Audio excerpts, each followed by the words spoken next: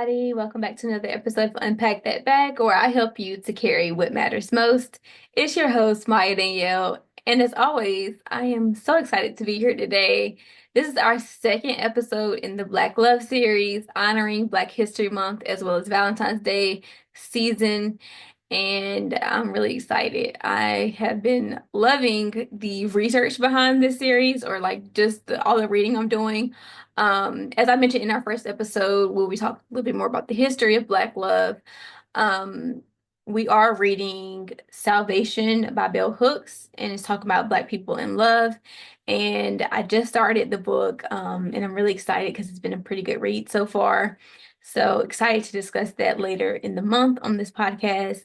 And yeah, let's go ahead and hop right into today's topic. Today we will be talking about self-love in the Black community, in the Black context. Just what is self-love? What does it look like?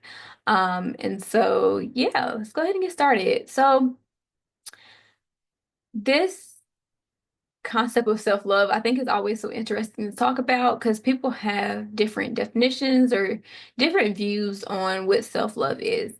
And so, um, I want to acknowledge within this episode the effects of systemic oppression on self-love in the Black community, generational trauma, as well as cultural resilience influencing self-love in the Black community.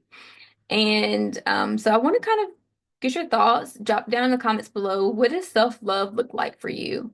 How do you feel like self-love, operates within your life?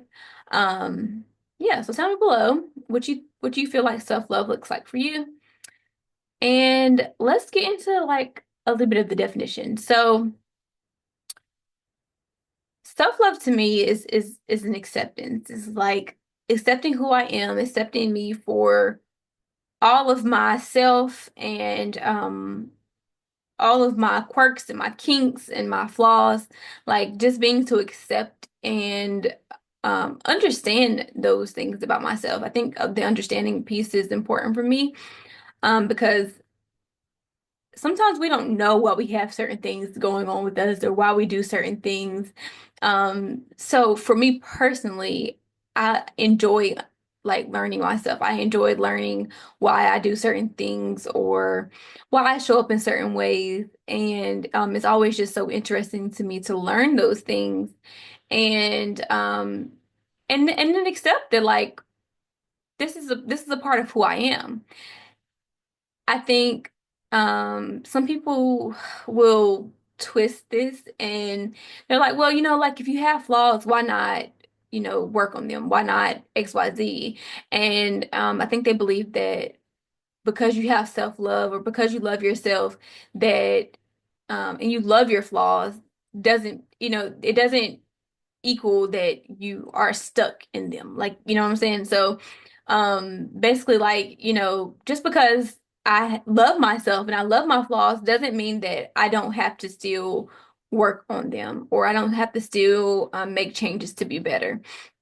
And so I don't like that that's like a thing. And so we hear it a lot, especially in regards to weight. And so there's so much shame, there's so much I feel disrespect towards people who may be more plus size or heavier and they love themselves.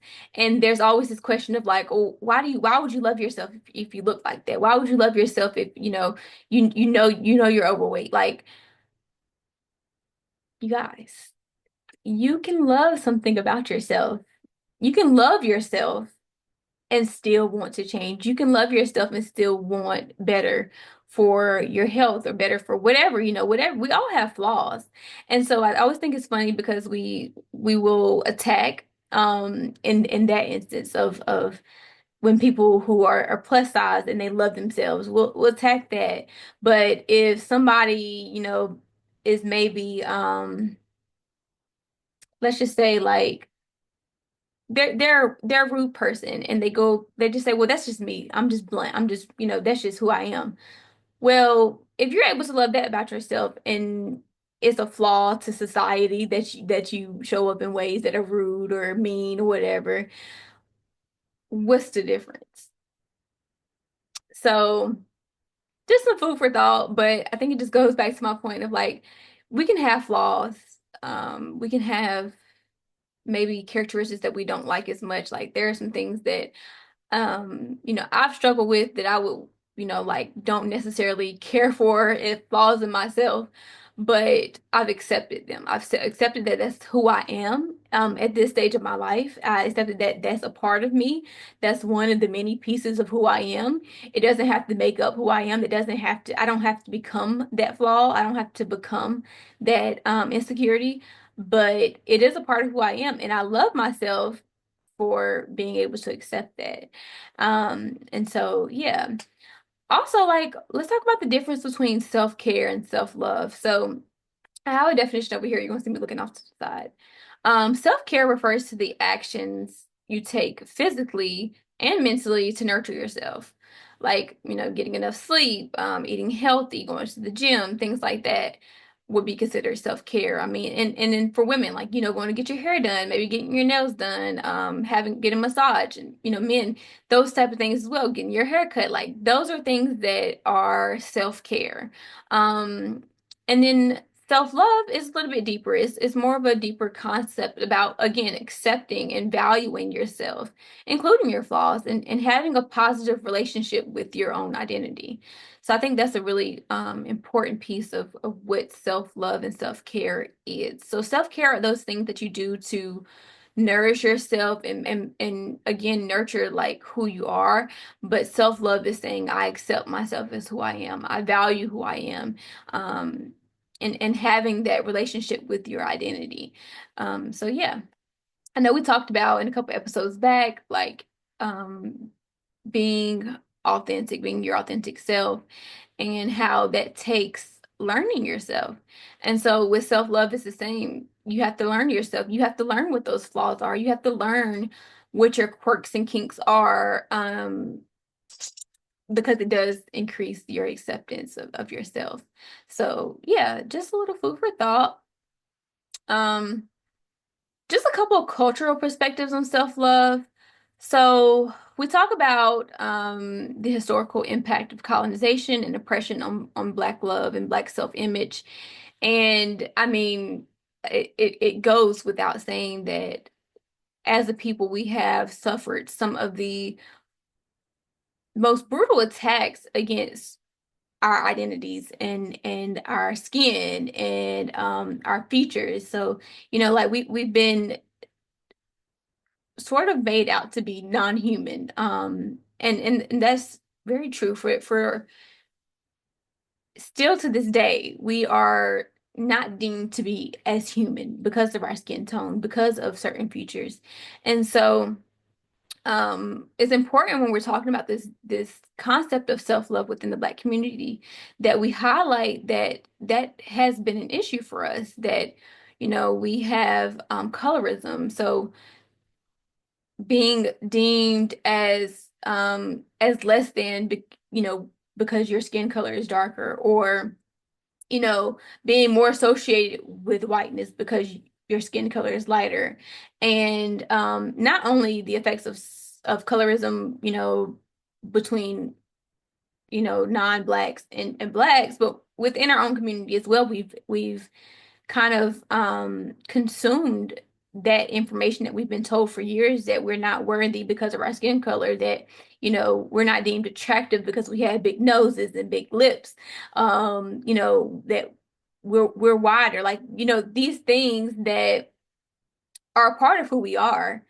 We're constantly told by white people, during slavery, we've been told so many times, time and time and time and time again, that we are not deemed lovable, or we are not deemed worthy of basic human rights because of the color of our skin, or because of the way that we look and present, like the coarse texture of our hair. Like there have been so many messages sent to us, both personally and systemically, that say that we are not lovable, that we are not attractive, whatever the case may be. And so we see that not only again with in white people to us, we see it within our own communities. So growing up, like a lot of families or young Black girls felt like, I can't show up in certain ways. Like I can't wear my curly hair out because I won't be accepted. And so mothers and parents, they start to internalize this, and they do impose this on their children. They do impose it on themselves, and to say, in order for my child to be accepted out in this world, I need to do X, Y, Z. We need to make sure her hair is straight, or we can't dress him a certain way. He needs to be able to do this. And so we start to lose our identity because we feel like in order to conform with the world, the Western world, and be accepted, we have to change these parts of ourselves. We got to perm our hair. We have to bleach our skin. We have to, again, just change who we are at our core to fit in. And so I don't ever judge anybody who has done this because I've done it. I don't think you've ever met a Black person who has not at one point changed something about themselves or conformed in a way to um fit into the ideal image. Okay. We all do it in some way, in some form. And so I think it's really important that we discuss that the impact of historical oppression and slavery and colorism and things like that, that it have impacted our self-worth and how we deem ourselves to be worthy of love. We also talk about, again, the strong Black woman and the provider Black man stereotypes that are within our communities, and how they prevent emotional vulnerability and self-compassion. So, being able to express yourself and being able to express how you feel about certain things, or, like, again, strong Black woman, that stereotype is so harmful because it says that I can withhold all of the things that are being thrown at me. I don't need help in the sense that, um like I can take on the brunt of this work, or I can show up day in and day out. I could put on this mask to go to work and be who I'm supposed to be to the white people. Like I can do that. And then again, with the provider Black man stereotype, being that I always have to show up. I have to be the breadwinner. I have to go out here and get the money. I gotta go, I gotta get to the bag. Like I have to do all of these things because either my family depends on me, or I depend on me to be better than whoever XYZ. And so I think it's important that we start to break down those stereotypes and understand how they prevent us from being, again, emotionally vulnerable and asking for help, reaching out and saying, no, I'm not okay. Like, I'm not strong. Like, this thing really hurt me. Or, um, I'm not okay. Like, it's hard having to provide for a family. Like, not saying that these are not going to be challenges, but the vulnerability to say, I'm not okay, and the self-compassion to say, it's okay that I'm not okay. It's okay that I'm not living up to this stereotype that I can do it all, or it's okay that I'm not fitting into this perfect image of what it means to be a Black woman, or what it means to be a Black man, and having that compassion for yourself and having that understanding that regardless, I'm good.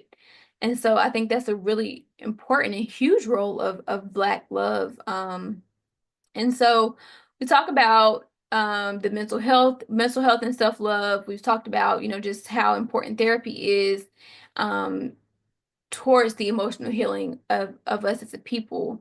And so kind of breaking those cycles of self-sacrifice. Like I don't got to do it all. I don't have to be Superwoman. I don't have to be Superman. Like I can ask for help, and by doing that, I'm prioritizing myself. I'm prioritizing my needs and my emotions and the way that I feel within this world. Like I don't have to carry this burden of being Mr. Perfect, Mrs. Perfect. I can let that guard down, and I can say again, I do have some flaws. I'm not perfect. I'm not performing how I would have wanted to. Can I get some help? Nothing wrong with that. Um, And so again, we talk about the Eurocentric beauty ideal, this idea that we have to look a certain way, we have to talk a certain way.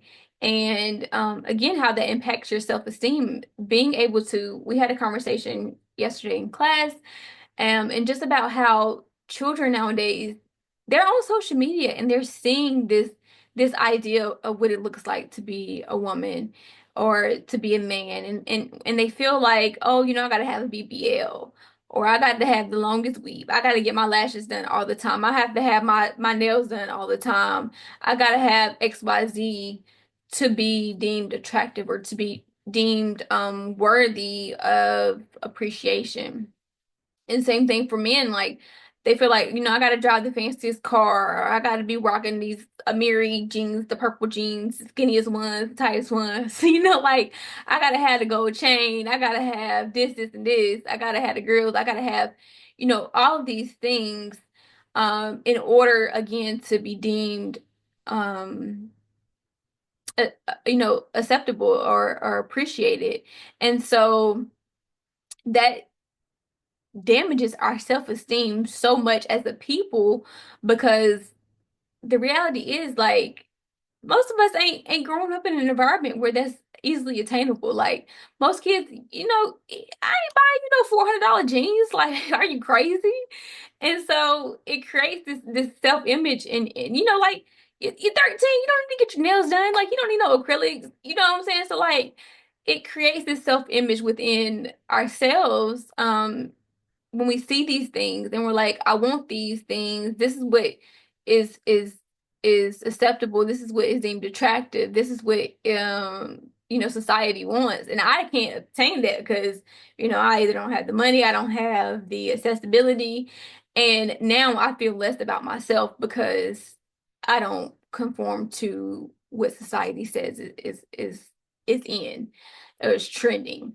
And so we do that self-esteem is impacted. And so I think it's really important that teens especially receive that support they need and the reassurance they need, the validation that they need, to work on that self-esteem aspect, especially in today's society when social media has such a imprint on the way that they view themselves. But even, like I say, even adults, we do struggle with the same thing. So being conscious of that, again, learning yourself, of course, over the years, the rise of the Black self-love movements, like we got natural hair, we got the body positivity movement, we have more representation in media than I think ever, which I think is an amazing thing. Again, whether you are accepting of those things of yourself or not, or I'm sorry, whether you are fully comfortable with those things about yourself that you're like, like maybe my hair is completely unmanageable, but being able to accept that, like, this is still who I am. This is still my hair. I still love myself because it is me. And so I want to move into some practices for cultivating self-love. One of my favorites is affirmations. I think there's so much healing in affirmations and self-talk. The power of the tongue is real. What you speak over your life is so, so, so, so, so important in how you see yourself. Um, Words just have so much power. The things that you speak have so much power, and I think we forget that a lot. And it's funny that we forget it because, we can speak us into a bad day like that. I mean, have you ever noticed, like, oh my gosh, like I done woke up, it's raining outside, it's I ain't got no money, da da da da. Today's just about to be horrible. I gotta go to work, I gotta do this. And guess what? 9 times out of 10 the day turned out exactly how you said it was gonna be. But I think it takes so much more intentionality and so much more love for yourself and love for life to get up and say, like, today's going to be a good day. I'm blessed. Today's going to be a good day. I know I got to go to work, but guess what? That job's going to pay my bills. And if it don't pay all my bills, it's going to pay some of them. Like, being able to speak positivity into your life is going to be such a change in how you find that acceptance, how you find that value in yourself. And so you want to build that positive relationship again with your self identity. Affirmations help to do that. Just speaking over yourself, like, you know what, I look good today. I look pretty good today. Like, I feel good today. And if I don't feel good today, I'm sure I could feel good. Like being able to speak that over yourself. I am statements. I am beautiful. I am kind. I am smart. I am blessed. I am worthy of love. I am worthy of acceptance. I am worthy of a blessing. I am worthy of being rich. I am worthy of having money. Like, baby, I will write some affirmations over myself. I will speak affirmations over myself in a minute because, again, what you speak is powerful. It does become reality. And so they have so much effectiveness in your self-love and your self-worth. So create a daily affirmation practice. If it's getting up in the morning and looking in the mirror and saying, like, you're beautiful. I love you. And I'm quick now, listen, I'm quick to look in the mirror and tell myself something like, you know what, you're gonna have a good day today. Um, it does really just change the way that you feel about yourself. So I think creating a daily affirmation practice, again, the role of community is important when we discuss love in general. Your self-love doesn't have to be a solo journey. You don't have to do it all alone. It's not, nothing is meant to be done alone. And so it doesn't have to be a solo journey. Your community can uplift you. You can find like-minded people who love you and care for you to pour back into you to these things. And so I think on the flip side of that, being that for somebody else, like you might notice that you have people in your life who you care about who may not feel the best in themselves, or you may notice that they may struggle with their confidence, and pouring into them and saying, like, hey, you look good today. Like, I see you did something new with your hair. But being able to point that out, it builds their confidence. And that's what community is. It's not just about what you receive, but it's about what you put out as well. So, yeah, I think that that's really important. And again, as a people, we have to be there for ourselves. We have to be there for each other because if we don't, who the hell else is gonna do it? Okay? So, finding that support through your friends, through your family, through brotherhood, like men and being able to let that guard down and be more emotionally vulnerable to say like maybe brother, I ain't doing the best. Like I'm saying, like I'm not feeling my best. I've been slacking off in the gym. Like, what can we do to motivate each other? Like, hey, you wanna start working out on, these days or whatever. We go work out. We can go grab something to eat or whatever. Um, Building that community and building that connection, so that you're able to grow and you're able to work on the things that maybe that you're not comfortable with. But also learn to accept it, learn that it's okay to not be okay. And so I think those are really good practices as well for cultivating self-love. And lastly, my favorite, mindfulness and rest as acts of resistance. Oh my gosh. Listen, I'm an advocate for rest. And it has taken me, I want to say, really up until very recently to be comfortable with that. I've been called lazy all my life. I've been called lazy all my life. Um, because I like to be, listen. I don't know if y'all ever saw that tweet or TikTok. I don't know. Something was like, I like to be horizontal.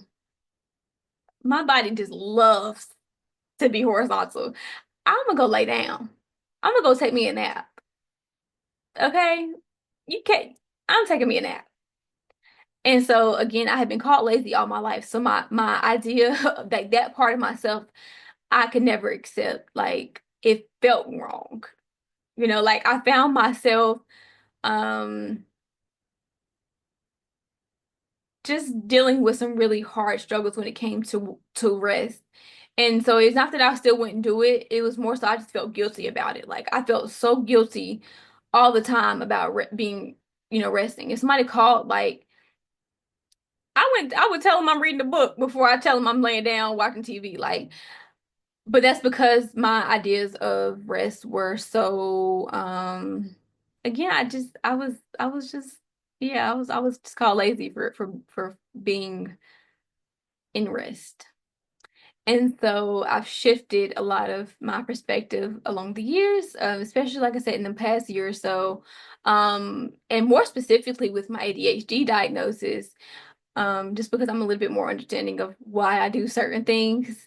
And so when we talk about rest, rest is again an act of resistance. It's an act of um saying like, yeah, like, yeah, I do got some shit to do. But you know what? I also need a nap. Like, I'm too tired to even function. I'm too tired to get up and go do XYZ. And so I think that as much as we prioritize other things that we have going on in our life, it's just equally as important to prioritize rest. Rest, stillness, and joy contribute to your self-love.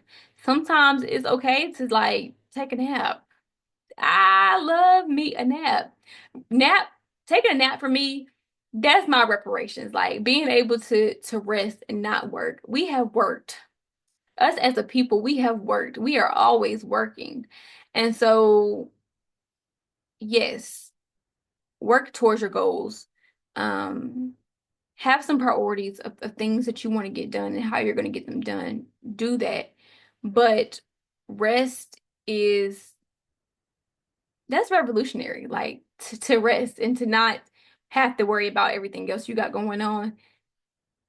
That's revolutionary. And I think it's a huge it is a huge form of self-love to say that because I love myself, I'm not going to overwork myself. Because I love myself, I am not going to commit to things that I know I don't have the energy for. And so, yeah, that's my idea. Like I said, mindfulness as well, doing some meditation, doing some journaling, getting to know yourself, doing some self-reflection, answering the questions that I'm asking you on this freaking podcast that don't none of y'all answer, but it's okay. But doing those self-reflection journals or meditations or whatever to learn more about yourself, build that connection with yourself, they're all important acts of self connection and self love, and practicing gratitude, being thankful for what you have, being thankful for where you are, even if you're not at your goal weight, or even if you're not you know wearing the hottest clothes, or whatever it is that you may feel as a lack or an insecurity.